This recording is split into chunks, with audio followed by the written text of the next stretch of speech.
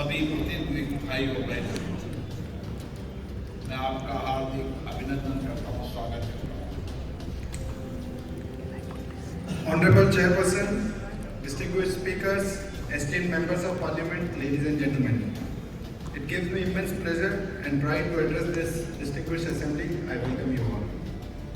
राष्ट्रमंडल संसदीय संघ सीपीए केवल एक संगठन नहीं बल्कि एक परिवार है, जहां राष्ट्रमंडल देशों के विभिन्न संसदें और विधानसभाएं एक दूसरे से सीखती है और सर्वोत्तम संसदीय परंपराओं को साझा करती है और लोकतांत्रिक संस्थाओं को सशक्त बनाने के लिए निरंतर प्रयास करती है।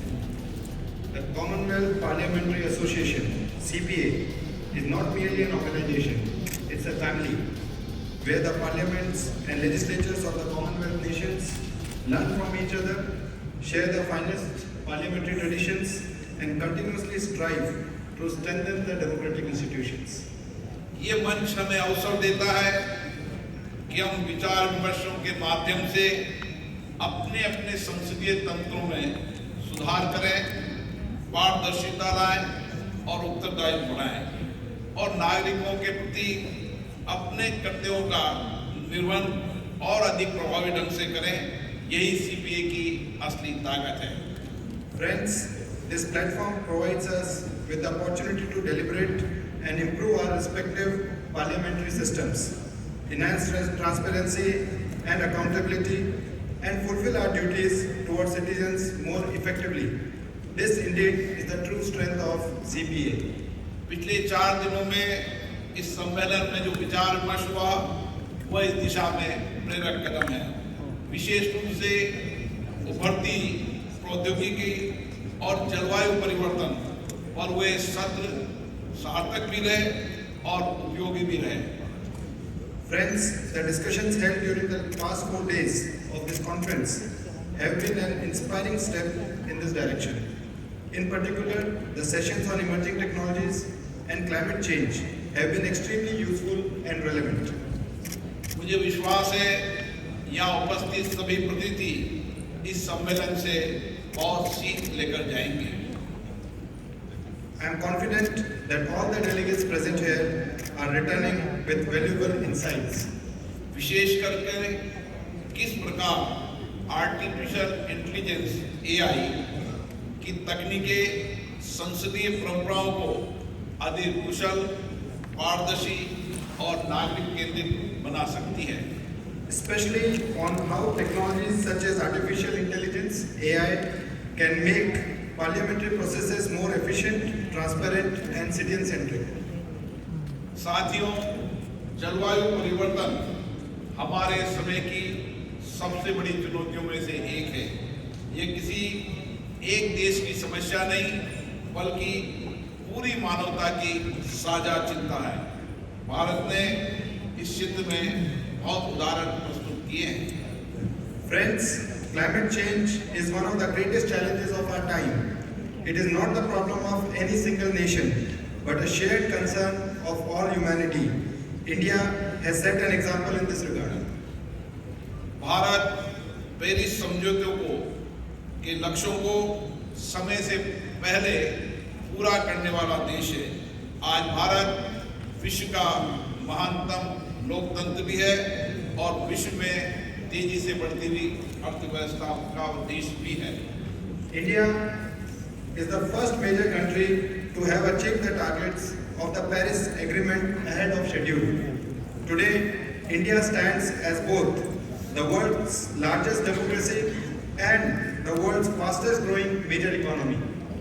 भारत के प्रधानमंत्री श्री नरेंद्र मोदी जी ने हमें पर्यावरण के अनुकूल जीवन शैली का विचार पूरे विश्व को दिया है। The Honorable Prime Minister of India has given us the vision of an environment conscious lifestyle. साथियों, आतंकवाद, लैंगिक असमानता, सार्वजनिक स्वास्थ्य और खाद्य सुरक्षा जैसी वैश्विक चुनौतियां राष्ट्रीय सीमाओं से परे हैं। सीपीए जैसे मंच हमें अवसर देते हैं कि हम इन साझा चुनौतियों पर खुलकर विचार करें, नीतिगत सहयोग विकसित करें और मिलकर इसका समाधान तलाश करने का कार्रवाई भी करें। Friends, global challenges such as terrorism, gender inequality, public health and food security transcend national boundaries. Platforms like the CPA provide us the opportunity to discuss these shared challenges openly, foster policy cooperation and collectively seek solutions. आज भारत में हमने सभी लोकतांत्रिक संस्थाओं में महिलाओं के लिए न्यूनतम 1/3 प्रतिनिधित्व प्रावधान किए हैं और विशेष रूप से भारत ने नारी वंदन अधिनियम के तहत लोकसभा और राज्यसभा और विधानसभा सभी लोकतांत्रिक संस्थाओं में 33% आरक्षण का विहित कानून भी लाए हैं। Friends, in India, we have made new laws to ensure that at least 1/3 representation for women is ensured in almost all democratic institutions.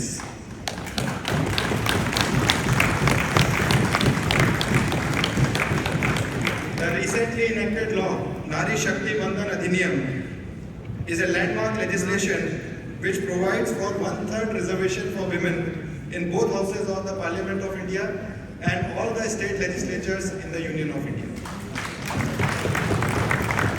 CPA के मत से समान भागीदारी, साझा उत्तरदायित्व और समावेशी विकास के मूल्यों पर आधारित शासन व्यवस्था को मजबूती मिलती है।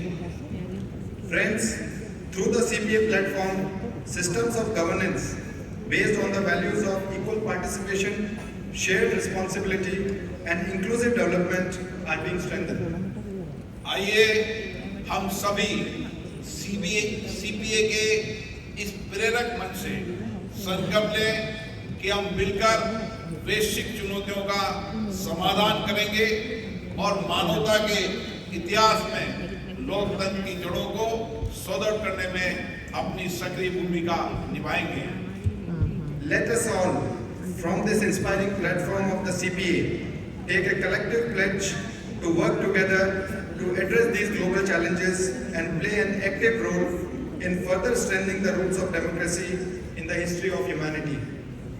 मैं बारबाडोस संसद सरकार को, सीपीए सचिवालय को शुभकामनाएं देता हूं और मैं भारत में 2026 में होने वाले CSPOC सम्मेलन के लिए भी आप सबको आमंत्रित करता हूं।